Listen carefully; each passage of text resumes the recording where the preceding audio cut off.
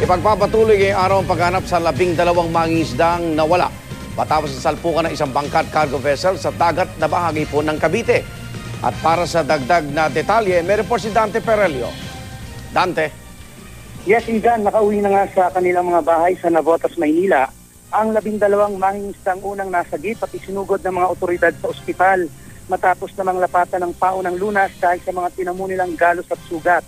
Ayon sa mga mangingisdaigan, kagagaling lang nila ng Navotas at habang nakatigil ang kanilang bangka, bago sana pumalaot patungong West Philippine Sea, isang di pa natutukoy na cargo vessel na papasok ng Manila Bay ang bumangga sa kanila sa bahagi ng Ternate, Cavite at Caballo Island sa Cavite City kahapon ng madaling araw. Pero imbis raw na tumigil para tulungan sila, nag-hit and sail raw ito at nagresulta nga sa pagkasawi ng isa sa kanilang kasamahan.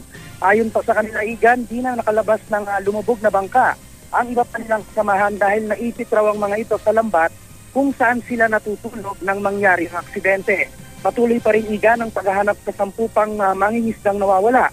24 oras ang sinasagawang search and rescue operation ng Philippine Coast Guard vessel na BRP San Juan at BRP Davao del Norte, katuwang ang Environmental Protection Operation Division ng Cavite Provincial Government at mismong kumpanya ng mga nawawalang mangingisda dito sa lugar ng pinaglubugan ng bangka. At yan ang Ronda Report mula pa rin dito sa Maragondon, Cavite. Balik sa iyo, Igan.